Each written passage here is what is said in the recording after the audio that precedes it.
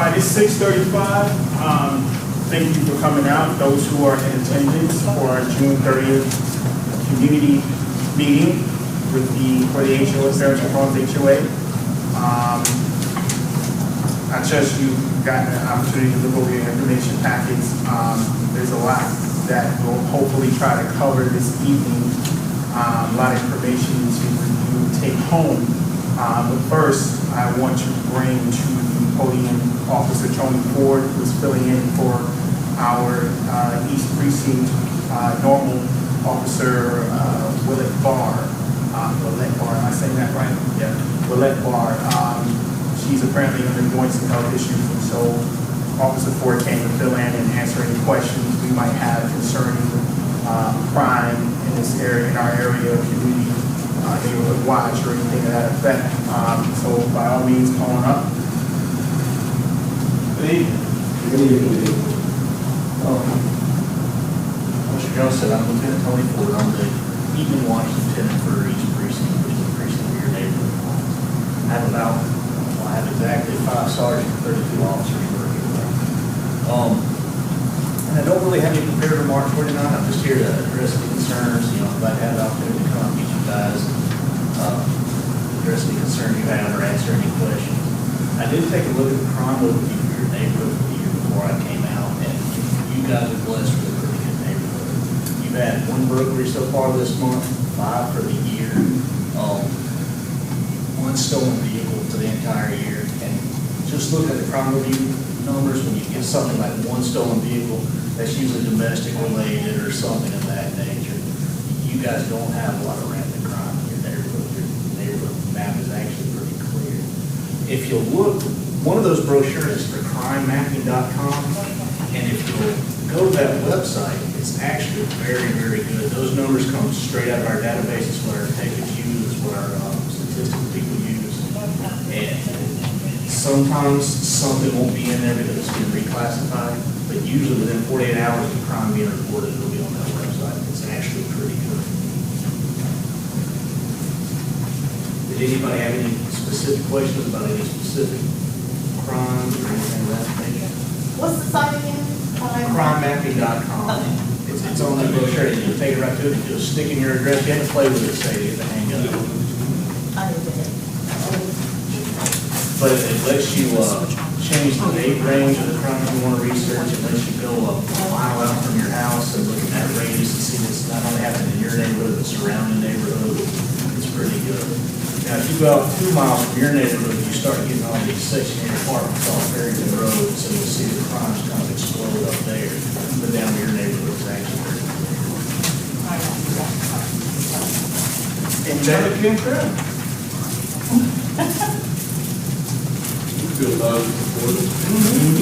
Detective Trail is one of the premier robbery detectives in the county. All right. Well, get in the bag, guys. Thank you so much. And so these folks are here, and I want to stress that these folks are here at the board's request. Some of you I've already spoken to and explained that part of the board's initiative for 2015 is to build stronger relationships with the County Police, as well as even the Sheriff's Department, and to take safety measures to improve our community from a crime statistic standpoint, from a safety standpoint, so that in general the quality of life is maintained and even improved upon. So I just want to stress that this is a board's effort to bring about safety measures in our community by building those relationships rather with the County Police. I'm sorry. Okay. As we, one thing we do today is really introduce the neighborhood watch, podcast and that type of things to neighborhood officially. Are there any, recommendations or things that you've seen throughout the area that you cover that you kind of feel like best practices, suggestions, things like that? There's really no substitution for good old-fashioned communication. It doesn't really help if one person individually seeing everything that goes on in the neighborhood, the information just gets spread around to all the other eyes. But as far as charter and communicating with us, Officer Barnes is a great resource. That's her job. That's what she does day in and day out. She can set up. She can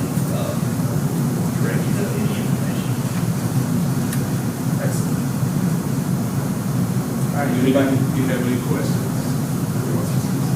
What's the response time for a burglary in Humps? It depends greatly, man. There are some nights we can get there in 2 minutes. A burglary in progress? Good question. In progress, or as long as they're on, they get a call from the alarm company? How long does it take for you to respond? Those are two vastly different things. Say you look over and you see somebody kicking in your neighborhood, you call them. Then we divert units from whatever they're going to that. That's a crime in progress. If they're going to the alarm, if they're going to a dispute at Walmart, if they're going to pick up a shoplifter in custody at the mall, wherever they're at, they'll divert and come to that. Our response time to that is depends on where the officer at. It could be as little as 30 seconds. Now, when you start talking about alarm, we get on average 50 false alarms a day.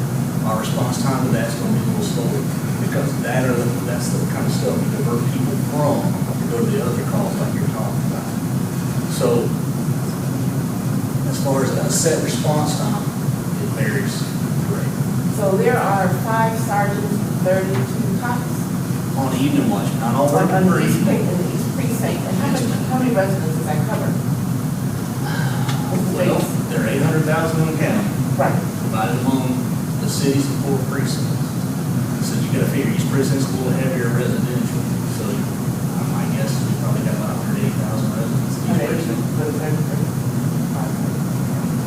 Each precinct is bordered by Rockdale County to the east, is bordered by Glenn County to the north, by Tucker Precinct to the south, or to the west rather, and by Henry and Rockdale County to the south. We haven't got any KK threats yet, like Rockdale County, right? Sorry. Well, not threats, like, not the situation in Rockdale County with the KKK sitting in the little notices in people's front yards. Okay, We've had no report from that, that's good. none whatsoever. So we've had gang activity, it'll start, we'll squash it, we'll have it start up again, we'll squash it. There's always a little something brewing, but as far as organized activity like that, we don't know. Does anybody have any other questions before we move on? All right. I want to thank you for coming out. Appreciate you, your time. You know, anyone was going to be said, but I appreciate you coming out. Sitting here. All right. If you guys have any, well, I know Willett Bars, you have a business card that you have.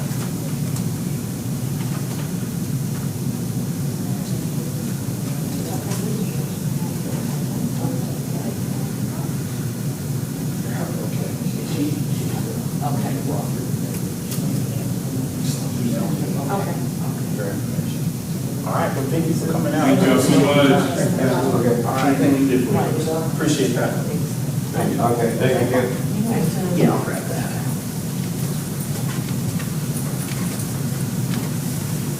All right. How's everybody doing?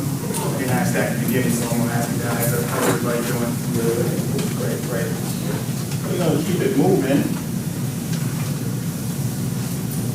We're gonna start with the financials, actually. You wanna start with that? For those, I think everybody here pretty much knows me, but I'm Leon Birch. I'm functioning as the treasurer for the HOA. Just want to give some year-to-date stuff and also some monthly budget items. Total deposits for this year, that's January 1st till these numbers were pulled on the 27th. We've collected $16,156.75. Total expenditures thus far, and this is actually through today, we have spent $9,425. That leaves us with a balance currently of $7,406.29. Accounting for the $9,425 in total expenses thus far. We have a few kind of monthly expenses. Those monthly expenses run us about $827 a month. The monthly expenses include, we have a storage unit, that's $85 a month. We also have a few constant contact that helps with website maintenance. That's $25 a month as well. Spending an average of $200 a month on landscaping, maintenance of the front entrance, and and also maintaining the cleanliness of the area directly across the street in front of our subdivision. That runs about $200 a month. We also have an AT&T bill for our internet that feeds our camera. It's $45 a month.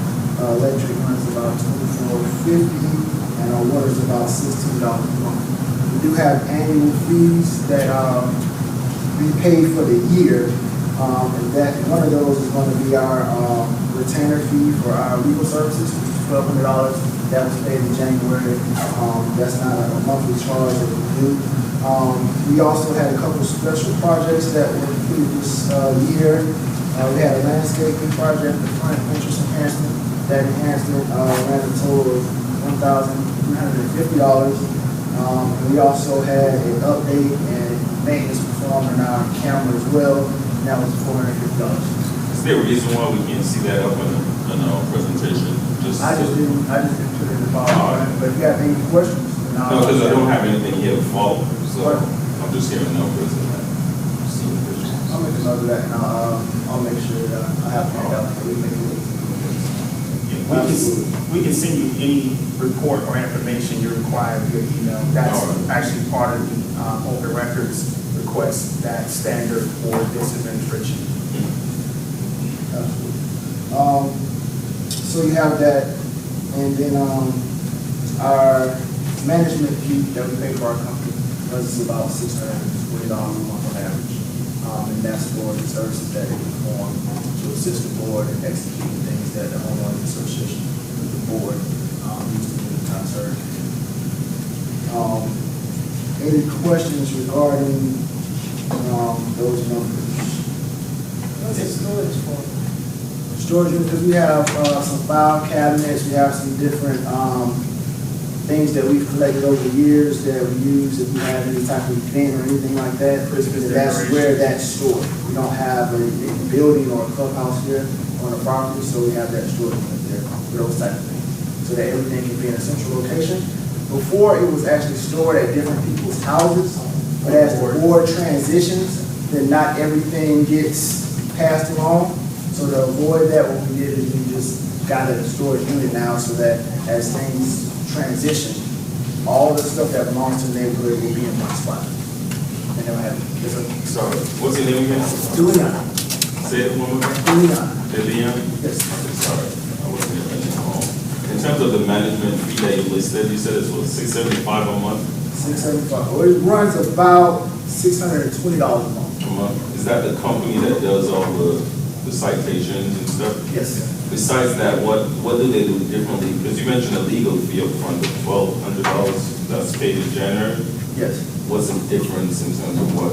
Now, our legal services provided by WCW. That's our law firm that works for the neighborhood. So if there's any legal advice we have, any legal issues, any litigation that we have to pursue, then that's what they handle for us. That $1,200 is a retainer. Yeah. It provides a certain number of services, but like any retainer, you go above and beyond, so they have to pay. So that's one aspect.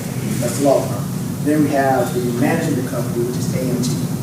And we pay them a base of $179.53 base for the services that they provide. They assist primarily with code enforcement and accounting.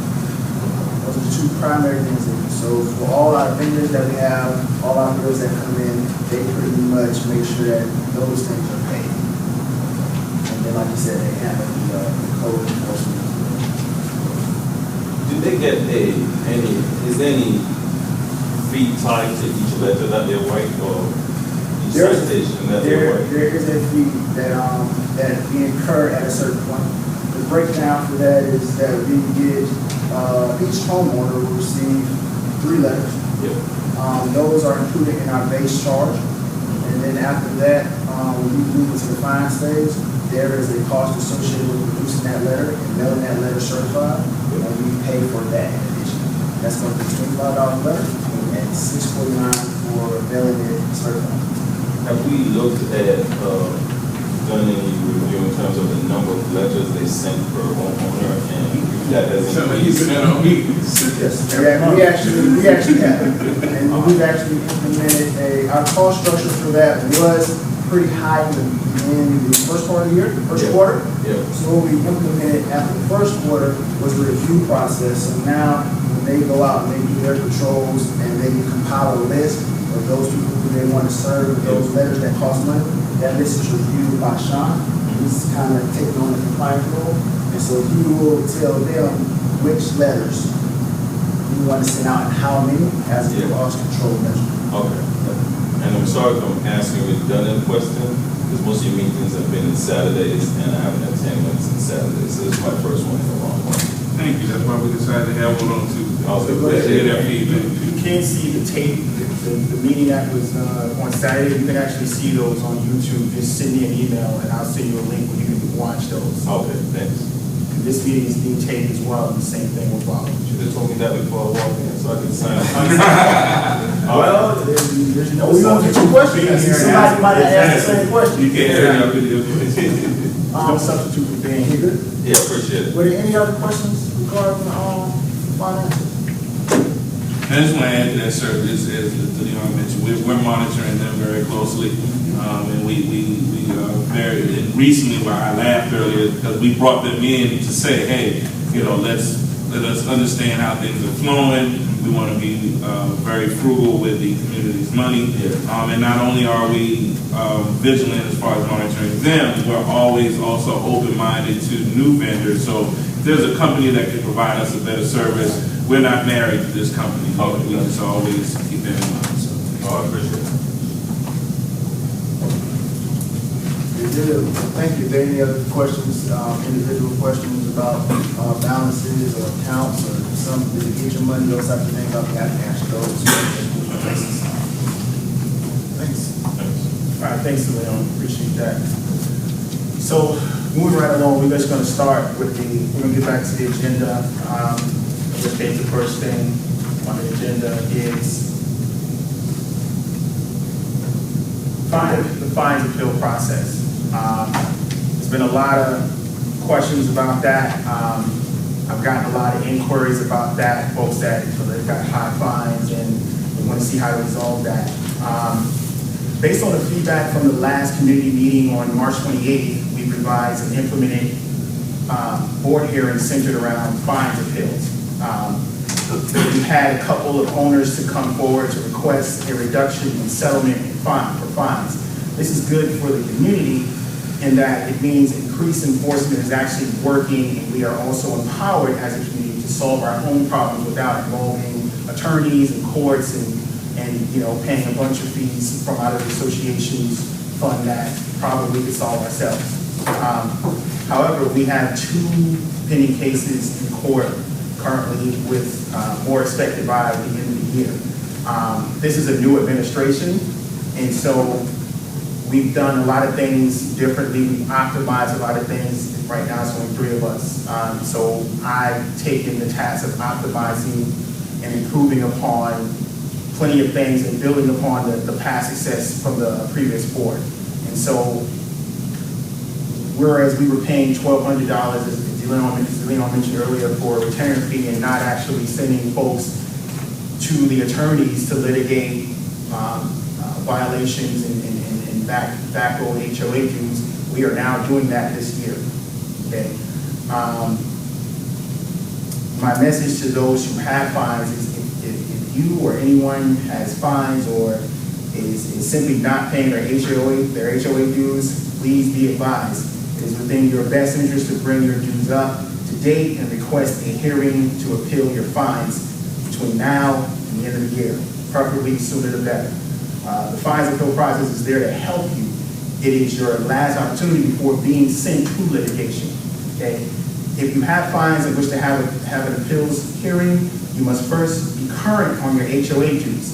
Our HOA dues are only $195. The average for HOA dues in the country is about $350, whether you have amenities or not. So our HOA dues are pretty low by country standards. Okay, $195 is not a lot of money.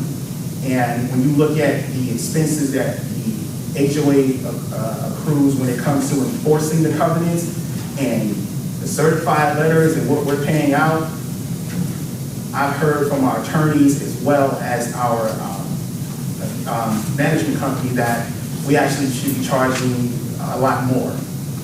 So we basically argued with them, and I guess argue is a strong word, we debated whether or not we should raise the fees. There may be special assessments as we move forward to try and get some things repaired or done in our community, but services are not cheap, okay? And you heard the officer say our crime rate is pretty low in our community. That is also not cheap to maintain. The volunteers that we'll talk about later who ride around in their automobiles, no one's paying for that gas. No one's paying for their time. Not to say that we should pay for their time because they live in the community as well. But the quality of life that you enjoy in our community, a lot of that comes from a functioning HOA. I've seen what an HOA that does not function properly in other communities looks like. And I've seen what those communities look like. And it's not a good sight. So I just want to point that out. Again, if you have any outstanding fines or if you are behind in your dues, we are willing to work with you to bring your accounts current. We're willing to reduce the fines. But come the end of the year, if you haven't asked for a fine hearing, you haven't contacted the board or even talked, and you haven't worked to correct the issues with your home, and you haven't bothered to bring your HO dues up to date, when it goes to litigation, it's gone. And there's no chance for an appeal. After that, it's in the courts. So, I'm sorry, you have a question? Yeah. I have a huge fine. I've been at Fairington since '07. And not only do I keep up my home, down as my neighbor, I used to patrol for Philly Free. I was a law enforcement officer. I'm undergoing some hardship. I came back home to see my house and my yard, not the way I normally keep it. Who is in your house? My son, Okay. my daughter. I'm sorry, proceed. Yes. I try to work, communicate with Sean Lorphans to get the fine or sort it out what's going on. For what I'm getting, HOA have to be paid. I've never been late with my HOA. This is my first time ever been late. I'm going through financial hardship. So as I mentioned, I have a situation going on. I'm back. I always keep up my yard. My neighbor can attest to me. I changed from one precinct just to come to East Precinct because of what was going on in our neighborhood. Door kick in, all that situation. My home was burglarized 2008. I told Jill, I'm going to secure the back and I'm going to secure the front. That's why I asked the officer, what's the response time when the alarm go off? I know what that is. I know because I've been with them for 6.5 years. I know what it is. So that's why I told him I want to secure my front and my back. I waited until I had enough money to get something decent to put up front. I put it up front. Shortly after I left, I heard my mailbox cover finally fell off. For crying out loud, for a mailbox cover, for the $100 and for the $160. So, sounds like I'm hearing you say that you want us to take a look at your situation. Yeah, I've been trying to communicate with him wherever that is concerned. So, we will take that back as a board and review that, and we do hear you. We just want to be respectful of the agenda and the time. But I'm sure he has your name, and I'll probably send some of the emails as well. So we'll get back to you with a response. We'll come together as a board, review your situation, and come back to you with a resolution response, or at least an opportunity to hear your side of the story and your situation in a time. All right, anybody have any questions regarding the fine bills process? All right, yeah.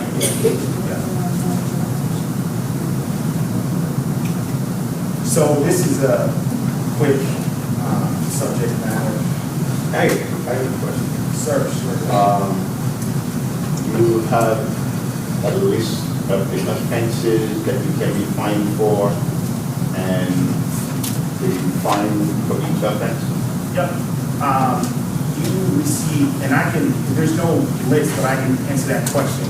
The list is actually your covenants, okay? But in terms of what you can be fined for, if you break any of those covenants, you can be charged, first you'll get 90 days to stop violating the covenants. Okay, that's the 3 letters. You get sent one every 30 days. So you have 90 days to stop breaking the covenants. After that, that 120th day, you you start getting fined $25 a day. Okay, it's $25 a day. So it is $25 a day regardless of what covenants is broken? It's $25 a day per violation per day. So if you got 3 violations, that's about $700 to $750 times your 3 violations for that month. Yeah, my question is, any violation for anything whatsoever? It's not a violation just for anything, it's whatever's in the coverage. This question is the amount, is the fine the same for a missing shutter as it would be for your grass not being cut? If that's the question, yes. Yeah. Yes. And it will be a different, it can be a different fine if the offense is something that's not occurring on a repetitive basis. Like a daily, like the shutter will be missing every day. Versus if you had an issue where it was a one-time kind of event that occurred that resulted in fine, then it may just be one sum. And that sum is $25? For that fine. If it's not something that kind of occurred over the course of time. There's an It's an amount. isolated event. There's an amount in covenants, I want to say it's $250, one shot, depending on what the situation is. A lot of the answers to your questions are definitely in the covenants. So, $25 is the minimum fine. What is the maximum? There is no maximum. So there's a lot of leeway in the covenants. But I think it's important that we also point at this time that the way that we've designed the fine system is resident friendly, meaning that one, you don't get fined as soon as you make a mistake or you break the covenant. There is a warning procedure. So we're not in the business of trying to collect fines. We're in the business of just trying to keep everybody in line with the covenants.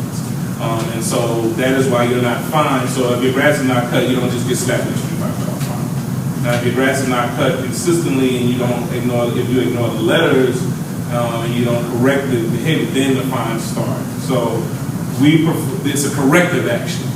So the purpose of the fine is to get you to fix whatever is wrong, and so that we can proceed that way. You had a question, sir?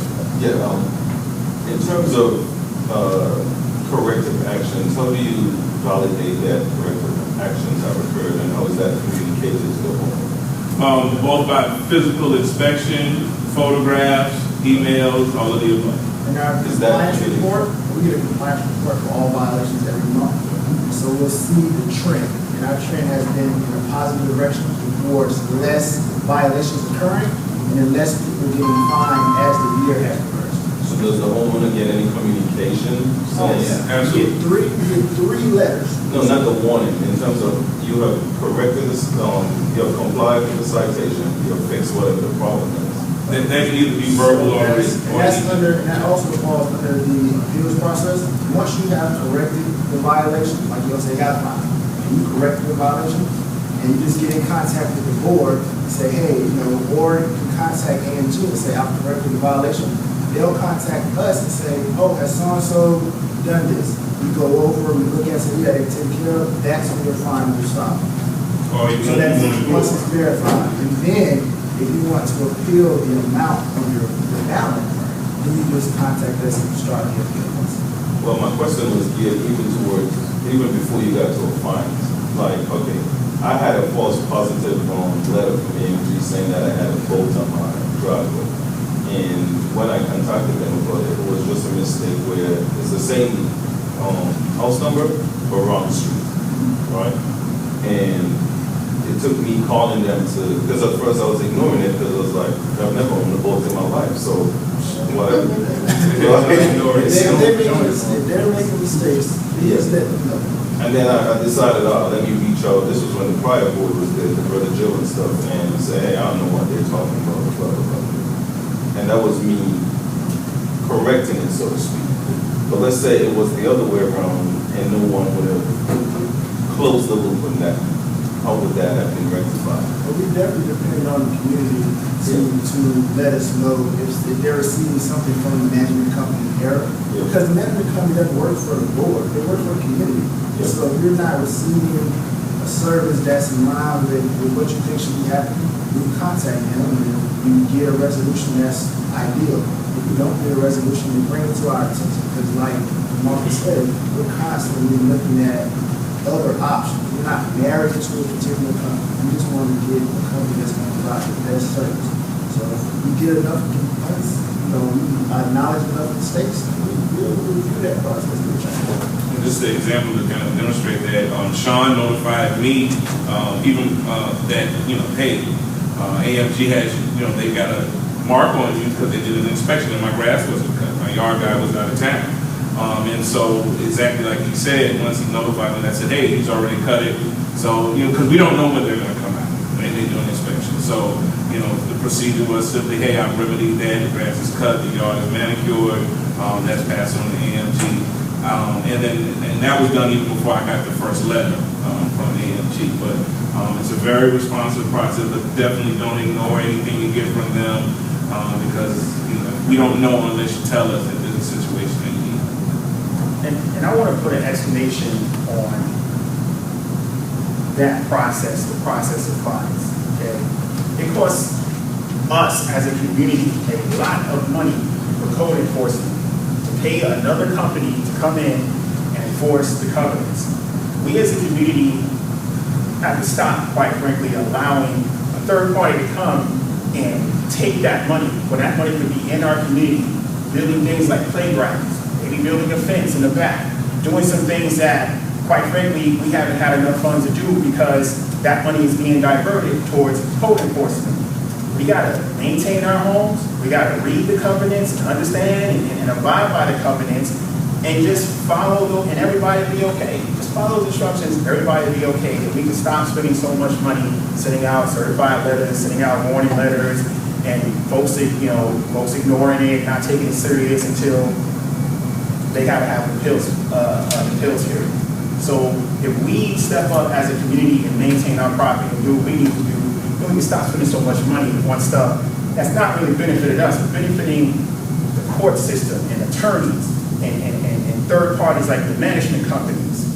Then that's what I'm stressing to you as opposed to what's been happening in the past, few years. The covenants are like 10 years old. They've not changed. They've not changed. They've been the same for 10 years, for a decade. And folks still, I haven't even read it. I don't even know what it says. Something's wrong with that. That's what we got to change as a community. We're responsible for our property and what we do in our community. And I'm just saying that, I'm not speaking directly to anyone here, but I'm just saying we got to step our game up. I got one more question. Yes. I was reading one of the communications that you guys had sent out, and I don't want to misquote it, but he was stating that if you have visitors in the community and the visitor is driving carelessly, recklessly, the homeowner is going to be held responsible. Yeah, that's something that's a holdover from the old administration, to be honest with you. That's not something that's really on my radar, but suffice it to say, yeah, that's your guest, and they may cause, for instance, another homeowner's property damage. It's up to that homeowner how they want to deal with the driver and you, but... No, the way I read it, it was like, if the guy is charged with reckless driving or something, that's the way I interpreted it. Yeah, I have to look closely at that. But just keep in mind, our covenants can't trump state and local law. So if your guest goes out and hits some T-bones a car, I can't see where you'd be liable as a homeowner. It's not clear. Unless there's a legal clause or something. Yeah. Our goal, and I think the tone of that was, and I don't know exactly what you're quoting is today, just be mindful of your guests. Just make sure that your guests know and are abiding by our covenants as they're in the community, following the speed limit, not littering, those kinds of things. Yeah, well, if he doesn't follow the speed limit, that's on him, not on the homeowner. Let's say for example, if you have a guest and The guest it's a guest that comes on a regular basis and they're parking where they're impeding traffic. Then if that car is associated with visiting your home, then you will be associated with that violation. I can understand if you're parking illegally. That's the really one of the few times, but one of the few times that kind of thing happens. But that would be one of those examples. Yeah, I mean, I can understand the guy comes to my house, I got to tell him you can't park, you can't park illegally or whatever. But if he's doing reckless driving and whatever, that's on him, not the homeowner. We agree. Well, we got 45 minutes. I'd love to talk to you more about that after this meeting, but we only got 45 minutes, so I'd like to. So I'm going to keep this brief about the speed humps. By now, you've noticed the streets being marked for installation of the speed humps. Yet there has been an apparent delay. I spoke to DeKalb County and they advised there is another community they are attempting to complete in terms of installation of speed humps that is ahead of us. And so that's why they've not gotten to us. Per them, I was told providing that community is completed, installation will begin here and it will start between June 22nd and July 9th. As you can see, tomorrow starts the new month. So we're still waiting on that, but we're on the waiting list. Any questions regarding that? All right, I'm going to keep it moving. So the neighborhood watch. I like that. So the neighborhood watch.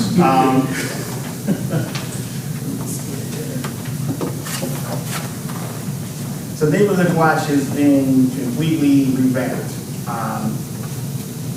With the exception of one member, Mr. Murkison, there are 5 new members, or 4 new members, I'm sorry. And we are welcome to taking additional volunteers, by the way.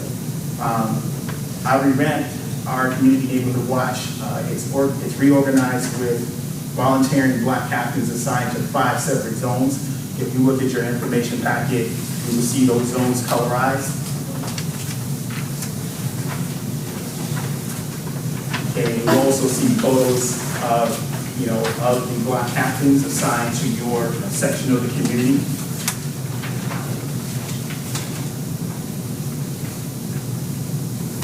So the map part is also important, but on the other side is pretty much the guideline for the community in general as far as what a neighborhood watch is. Okay, please read that. As you heard the officer mention earlier, the neighborhood watch is it's not just 5 guys riding around patrolling the community. It's the entire community watching out for each other. That's very important. Let me say it again. It's the entire community watching out for each other.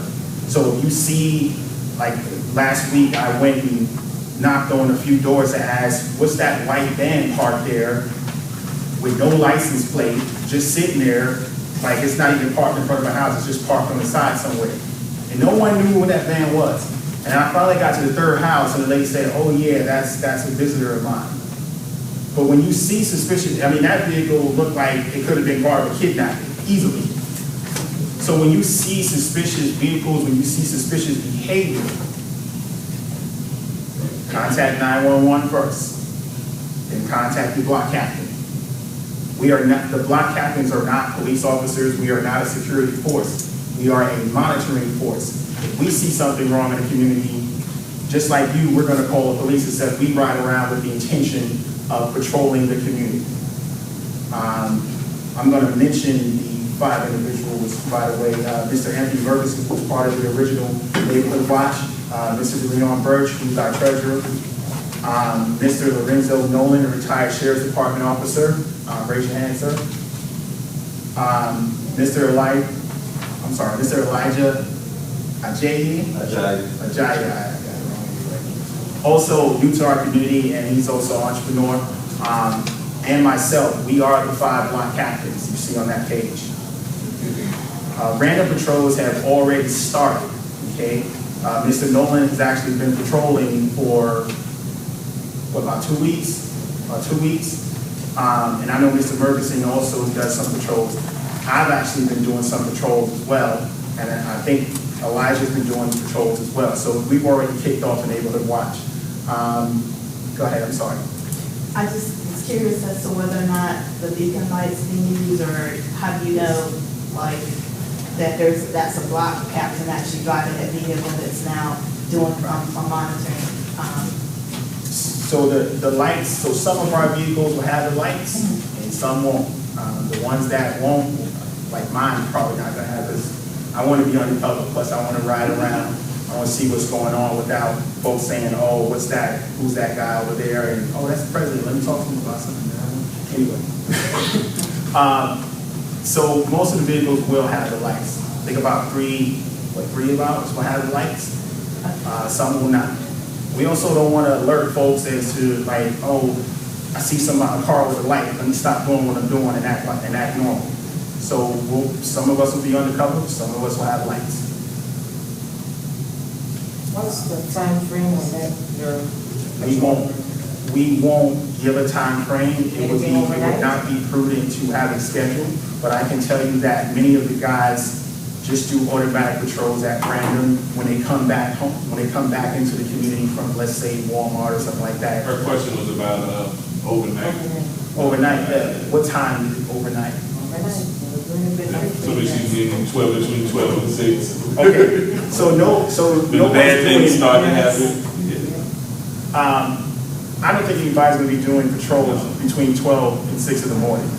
That's a job for the police department. This is all a volunteer effort. So Right. Unless they wanted to just get up or had insomnia or something. Does the police patrol our community? I haven't seen a car in here. So I contacted. That's what I was doing when I was there. I contacted DeKalb County, and I'm supposed to do this every month, and I've got to do it tomorrow. Their process is that you have to contact them every month to request that, and that is not a guaranteed service. It depends on who they have available at the time to do that. So that's a DeKalb County service issue, and that's the best answer I can give. But we are soliciting as much support as possible. But as the officer told us at the beginning, although we take every crime that happens seriously and we don't like it, compared to the surrounding community, as he stated, our percentage is very low. And so we're not a hot button issue for them. So that is why it's important that we call frequently, keep them on our mind, keep them on our mind, or vice versa. But our crime is low in comparison to the surrounding community, and so we just have to work diligently. That's why we're putting these things like the neighborhood watch in place as well. And also, I also want to stress that, again, the neighborhood watch is not a security force, okay? Everybody actually has the responsibility of protecting their home, okay, within the guidelines of the covenants. So, you know that we allow for you to put a glass storm door in the front of your house. No burglar is going to kick all that glass, make all that noise, and say, I want to get in your house. Okay? You know that we allow you to put a steel frame storm door in the back of your home. I got one. I know a lot of people here that got one. You know that you can put cameras in your home. Even if you can't afford to get the cameras installed. There's stickers that you can put on your window that say this is the camera in this home. They're $10. You can get 10 for about $5 off eBay. If you need some, let me know. I will, pay me and I will go get you some. I will show you on eBay how much they cost and I will order you some. But the point that I'm making is there's measures that we can take as homeowners to fortify our own homes. No one has to be a victim of crime in our community. If we all stand up and do what needs to be done. And you know they don't have to break the glass door, right? I'm sorry. The one that was burglarized across from me, they didn't break the door. They pried. They probably Easily done. So And you put the thing in there and try and do something. You're not going to be able to stop a criminal. Criminals have been doing it for some time. That's what they do. Right. So that's why we just have to put as many measures and safety nets in place. And I think what Sean is trying to iterate, let's make sure we're doing our part as residents. And combined with the neighborhood watch, it's a united front. It's a three-front attack, maybe even more than that. We got our police, we got our neighborhood watch, but first and foremost, it's just like I said, charity begins at home. The security begins at home. What your habits are, do you have an alarm system, so forth and so on. But we all know that even with all of that, when you got somebody who's determined to break into your home while you're at work, that's a realistic possibility. Very realistic possibility. Any other questions? What, are the captains that live on the block, they live on the block? Yes, for Okay. the most part. Well, Most of them, yeah. There are situations whereas 2 or 3 block captains live in the same zone, so one of them would be assigned to a different zone. And the other thing that we spoke about too, as far as neighborhood watch, one thing that we wanted to work with the community with, if we know that you as an individual are going to be out of town, if you know this, for a certain amount of time, you can contact your block captain and say, hey, I'm going to be out of town. There should be no cars. And then, we're not saying that we won't provide security for you, but if we on patrol and we said, oh, this driveway, that person, John's out of town. Well, why is there a white, work truck parked in the driveway? He said nobody's supposed to be there. Then I can at least call John, because he's told me, he's giving me a cell, and say, hey, I'm going to be out of town. Nobody should be in my driveway. You can do that with your neighbors as well. And that helps. Like the guy said, communication. I asked him what was his best suggestion. He said, just communicate. That's right. So definitely take advantage of that as well. And like I said, we can all help each other. All right. You see on the agenda, it's not actually part of my presentation, but I'll just touch on this very briefly. You see on the agenda that the front entrance landscaping is done. If you have any questions, complaints, concerns, by all means, email me or whatever, but we're just saying that it's done. It's an accomplishment. And I just want to take a minute. I was supposed to be prepared to present. We are in the process of replacing this homeowner sign in the front. Talking about that little green sign that has this little landscape around it. So we're going to update that. So if there are any suggestions, also email the board with that. Basically, it's going to be the same thing, a little classy type wooden sign. And the only thing now, it just says mandatory HOA homeowner. And we're just going to add no soliciting to that, which I think we all would like that to see, to try to prevent the people. And we've seen a decrease in people coming in and knocking on doors and selling things. Although I did have a vacuum cleaner, carpet cleaner guy, I think last week. But yeah, so that just know that that's coming. We are going to be revamping that sign. Yes. I recently went to a subdivision in Paris, and I noticed on the entrance to the subdivision, there's a nice sign saying, welcome home. You like that? And it made such a big impact to me. Like if I'm living there and I'm coming in, it says welcome home. Let me ask this question. Do you think that would be too much on one? Because we don't want to put like multiple signs. So with one sign with no mandatory homeowner fees, no soliciting, or welcome home, mandatory homeowner fees, would that be too much, you think? Because we don't want to put a sign that says welcome home and then one no soliciting. So any other comment on that? But can you put it at a different spot? Than where it is now? What do you No, I suggest? mean, welcome home, just as you turn into the subdivision, and not down where that. Where it currently is. Yeah, we can take a look at that. Yeah. Could you be added to the two concrete stuff at the front here? No, you Yeah, I- see it, but If the budget permits. So we don't want to, again, we want to be frugal with the money. So it'll be just like that sign. We can look at a different location and definitely add in that because it'll be a custom sign. We can put whatever verbiage we want. But I've seen the welcome home. It is a nice feel. And so those are the 3 things now that we would be considering. No soliciting, mandatory HO fees, and now, again, welcome home. And I want to stress the budget because I just had a conversation with my treasurer before the meeting started, and he informed me that there were 49, 39, 49. Well, this is basically it. The homeowners, the homeowners association has collected about 30% of the homeowners in our community who have a zero balance, meaning they paid all of their dues. So like I said, that $16,000 represents, comes from those dues being paid and a couple of fines and stuff. But we also have on our balance sheet 60 residents who have not paid their homeowners association dues in 2 years. Those 60 people have a balance of $430.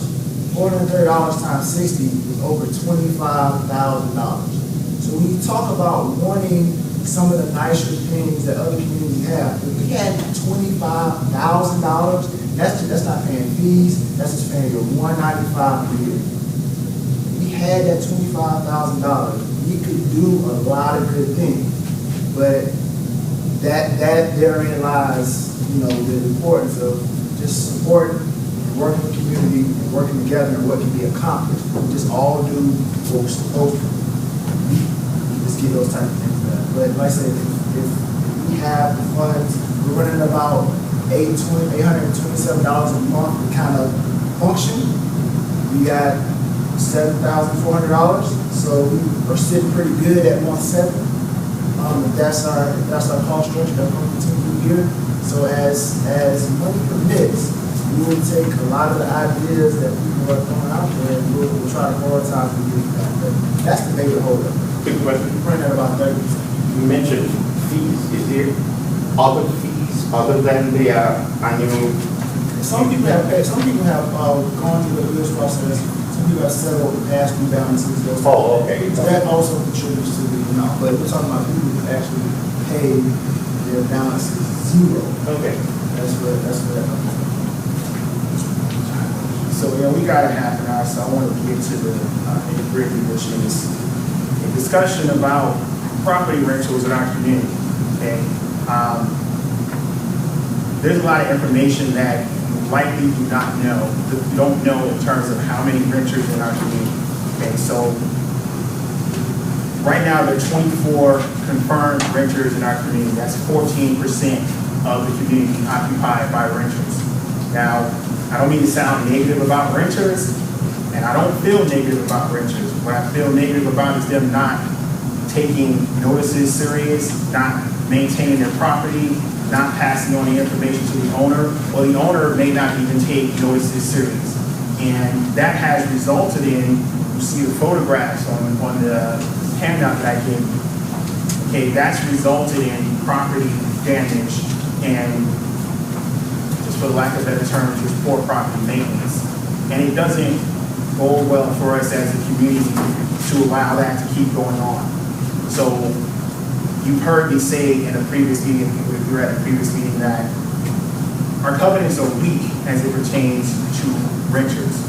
The only thing we ask for a renter to do besides abide by the covenants, which we have to depend on the original owner to pass on to them, the only thing we ask for covenants is that they submit a copy of their lease every 6 months. Okay?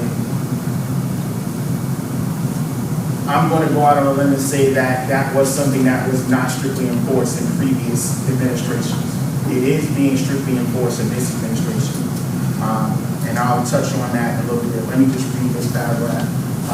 As I mentioned in our March 28th meeting earlier this year, every community meeting, which this is a community meeting, we will discuss a proposed policy written to solve specific problems in our community. In this situation, I haven't actually written a policy because I need to hear from you as a community what you want to do moving forward as far as at least limiting the amount of renters in our community. If you look at your information packet, I've had conversations with our attorney back in April as far as our options, our legal options for changing our covenants and controlling the amount of renters in our community.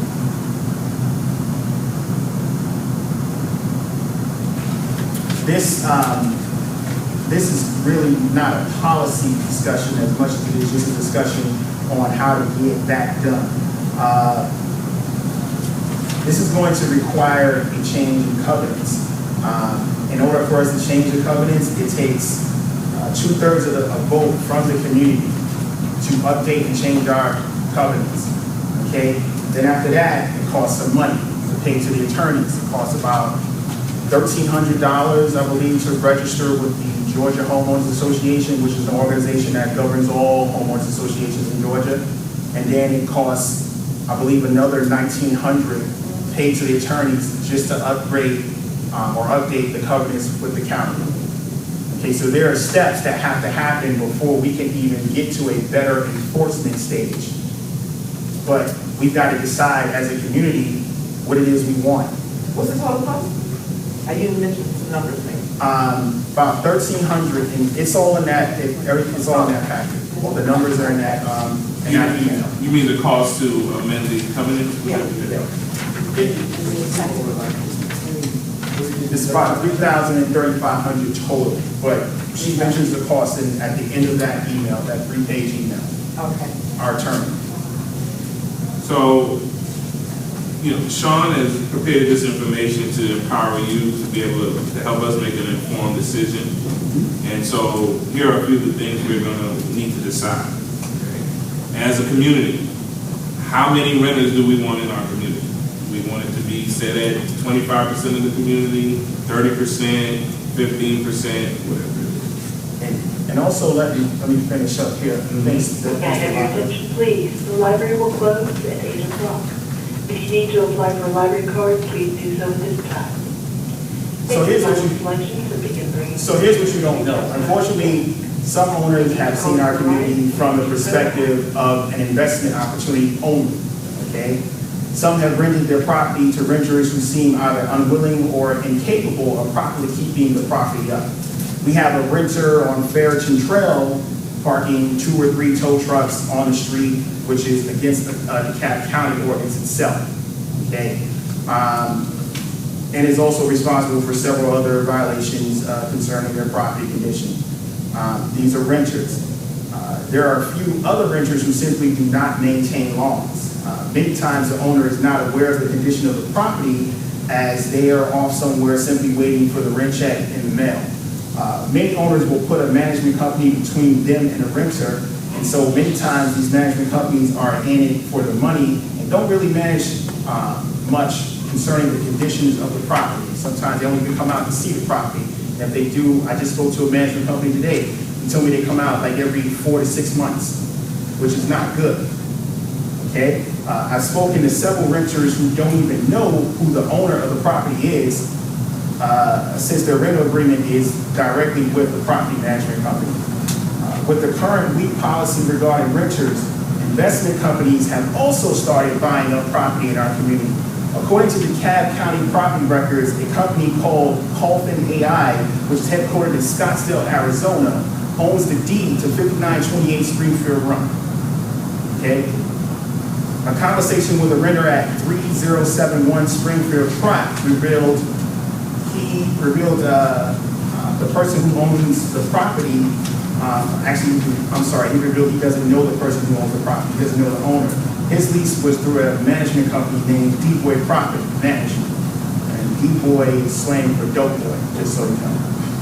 Okay. What I'm trying to impress upon you is that this is a problem building in extremity. Okay, this is a problem that over time, what could happen is if the number of renters increase, when it comes time to vote on certain policies and change things in our community, they could actually take over the community. It becomes over 51%, which right now is just 14, which is why I'm coming to you with the issue now. But if it becomes over 51%, you lose your voting power as homeowners. Okay, this is again, our community has been targeted for investment property opportunities. I said we invest. So, but again, we got to know what we're deciding. So again, we have to decide where we want to cap the number of renters at. We have to decide how long you want to let's say if you wanted to rent your home, how long would we let you rent your home? Would it be only 2 years, 3 years, 4 years? And there are a few other things, but those are the 2 major decisions that have to be made. How many renters in the community? How long will they be allowed to rent when they do that? Because there's going to be a maximum number of renters at one time. So for instance, they'd be only, if we said, just for a sake of a round number, there can only be 25 rental homes in the community, then that's the cap. Yes, sir. When I bought my house in 2004, by the closing, it was made very clear to me that I could not rent the house out. They weren't gonna have any renters in that community. What happened? That was, all I can say is that was inaccurate information. That was inaccurate information, because the covenants permit, and as a homeowner, you have that right, but it has to just be within the only power we have over that is the covenants, and that's what we have to address. I want to hold the question, because I got to get through this. We only got like 20 minutes. By now, you've likely taken a glance at the photographs in your meeting packet. Those are the pictures of the garbage strewn around in front of the property. I'm not going to spend too much time on that. The pictures speak for themselves. Special acknowledgement goes to neighbors Kenneth Mincy, Tony Hutto, and Mike Main, who got together and cleaned up that property, conditioning it so that at least the former, actually the owner's property management company could come in and finish the job. But these folks voluntarily got together and straightened up the property because they just got tired of seeing it in that condition. And here's the nitty-gritty. What has the board done about the problem? Well, even before I became president, this issue had been added and prioritized to my to-do list to try and at least solve. At the moment, we have, again, 24 known homeowners who have rented out their homes. That is 14% of the community being currently leased out.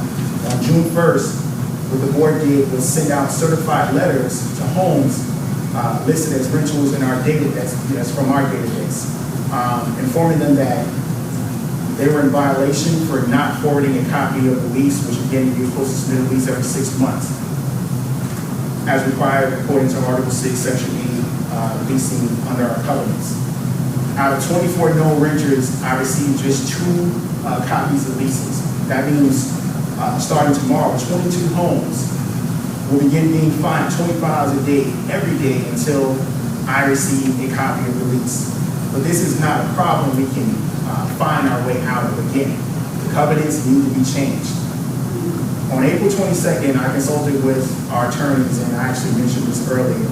And again, she gave suggestions, which I need you guys to take home and read and get back to the board, specifically me, get back to me as far as what you want to happen.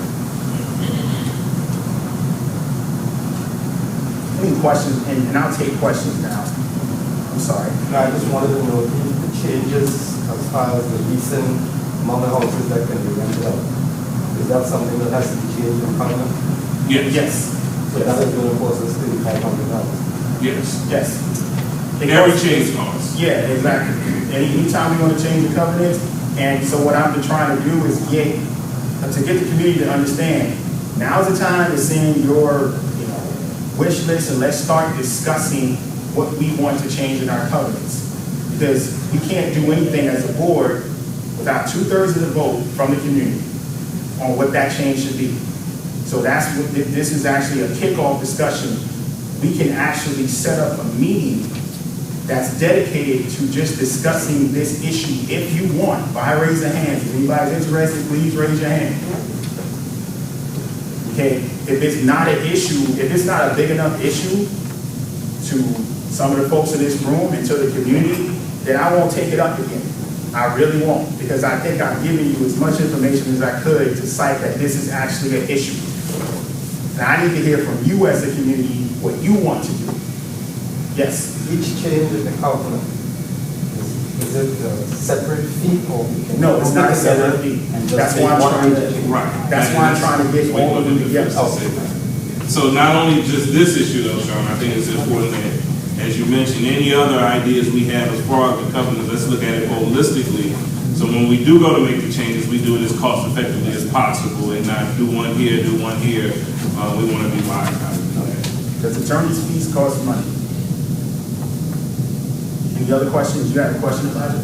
I was just a statement in terms of what you can do in terms of renting a house or not. That's the loan type you get. If you have cash, you can do whatever with the house, with the exception of what the covenants say for that community. Currently, yes. You can So rent to anybody basically, you want. if I'm gonna pay cash for a house in the neighborhood, Yeah. I can do whatever I can. I can still rent the house on based on what the covenants say I can do. So we're gonna go have the homeowners association with builder. Okay, yeah, that was the difference. And, you know, they just gave you it right there, like, how can I have a rental house in this community? From my understanding, they turned back on a lot of promises that they made, Oh, yeah. that they're supposed to do. That's why you don't have any amenities today, because they also turn back on those promises as well. From what I've heard. And also want to make note, we got some very good renters in our community as well. Right, yes. So it's not so much as, you know, every person who rents a home is a bad influence on the community, because you're not. You got a lot of good ones. But we just want to make sure that we have some framework, some leverage to, if we ever need to use it, we have it. Before we need it and then don't have it, then we're playing catch up. And of course, and then the thing with the leases, we just want to know who's here. Right. Who is here? Like, who lives in this house? We can go in a tax records and see who owns it. We don't know who lives there. And they never come to the door. We don't know. Right. So we can't even, if we have any questions, we don't know. Yes. I think we should set a date for the meeting so that we can reduce when. Well, here's the thing. I don't mind starting the discussion, but even as I take a glance at the people who are interested, it's only like, what, 5 people? And I will deal with you and the rest of the other 4 people with this issue, but ultimately, if it's just us meeting, like 2 or 3 meetings afterwards, then it's really just us meeting, and unless the community gets involved and there's 2/3 vote, there's not anything that we can do. No, but, you know, I disagree slightly, Sean, because I think all things start with committee, and so you guys getting together, we'll set the tone, and then, again, like you said, take it to the community. I'm not saying I don't want to meet, I do want to meet I'll meet with, there's only 2 of them. And that's their fault, they're not a part of the planning process. So how do we take the vote? Online? How do we do what? What's the voting process? The voting process, well, because not everyone shows up to meetings, and I'll take you in a second, because not everyone shows up to meetings, what we're going to need to do is send out proxy vote. Yes, I'm sorry, proxy vote. We're going to send that out, but beyond placing flyers in folks' mailboxes and inviting them to meetings and talking to them, I don't know how to get other folks interested in this as an issue. So those initial meetings will talk about how to do that and how to spread the word to the community that this is it. Because I'm pretty sure a lot of people don't actually know that there are 24 renters in our community. Sean, so what do you want to do? Do you want to set a date now, or do you want to maybe have Pam get the names of the interested folks and then follow up with them?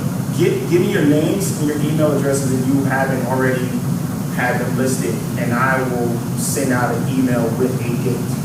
So we can try to come up with a time that everybody is comfortable with, and maybe use one. Another tidbit to your question. You do 3 things now. So you come up with your mail-out vote, go onto the website, you can print your ballot that way. We've also done it before where you can actually just submit your vote that way. And we also vote at meeting. Those are the 3 tactics that we use so far. But if you come up with anything else that you have used before, you think might be effective, that's what we're currently using right now. And also in that information packet, if I understood what the attorney was saying, it seems like there may be some special form that they actually have to provide to us, whereas 2/3 of the community would vote on that form or petition, and then from there it's official to change the covenants to affect this issue. But any other questions before I speed on? Okay, great. So leave your name and number, and we will make that meeting happen. And I'm just going to wrap this up. On the last page of your information packet, you see business cards, and you see numbers, okay?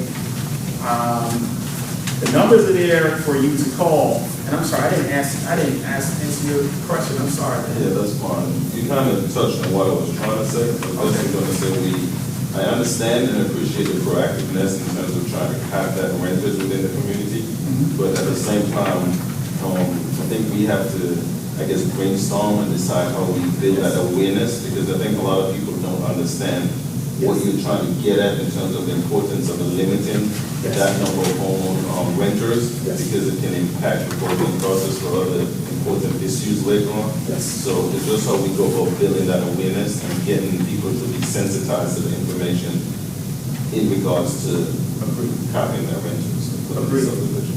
Totally agree with you. So I hope you be part of that process coming me. But yeah, I appreciate your statement. I'm gonna move along because I think we only got about 14 minutes now. As I mentioned on the last page, there are important names and numbers. So a lot of you probably don't know that I work inside the community as well as outside the community. So that effort has brought me into contact with state representatives. And you'll see their big copies of their business cards on that sheet of paper, okay? All of them have told me that I would love to come and speak to your community directly. All you gotta do is just give me the call if it's on my schedule. I can come address your community directly, all those people. We're in the districts of those representatives, okay? They would love to come and talk to us, even like George Turner, who's a candidate right now, runoff candidate right now. And I'm pretty sure I can get the other candidate as well to come and talk to us. This administration has always been, in the past 6 months, has been about empowering the community to change itself. Not just the board doing whatever it can do, but again, empowering the community to change itself. A lot of times when I go out on my patrols, I might speak to folks and they're like, well, DeKalb County this and DeKalb County that. And we're not gonna get this done and this isn't done and this isn't right. Those are the state representatives that can get things done, okay? They are always looking to hear from their constituents. If you want to talk with them, by all means. Same thing with the Stonecrest City Alliance, which I'm part of the board. I'm a board member of, by the way. If you want to hear them, answer any questions or concerns about cityhood, what you like, what you don't like, they'd be happy to hear from you as well. Okay? Same thing with George Turner. Happy to hear from you as well. We have the power to change our community if we wake up as a sleeping giant that we are and just make some changes. Nothing's gonna happen overnight, but it shouldn't take as long as it's been taken in the past 2 decades. Okay, so the board's promise and my promise to you is to provide the information, but I ask that you provide the action and act on that information. The numbers are there again, and I'm sidetracking, but the numbers are there again. If you see a fox or animal or whatever in the community, call animal control. If you see if you see a suspicious vehicle, whatever, call 911. If that vehicle is stuck there and it looks like it's broken down, there's a number there for that. If the trees are too high on the corner, there's a number there for that. But in my opinion, I think a lot of the reasons why this part of the county is underserved is because we don't demand to be served. We don't call around enough. We don't engage the county. We don't engage the politicians. We just will sit back and, oh yeah, that's wrong. Let me complain about it. We got to step up our game as a people and as taxpayers.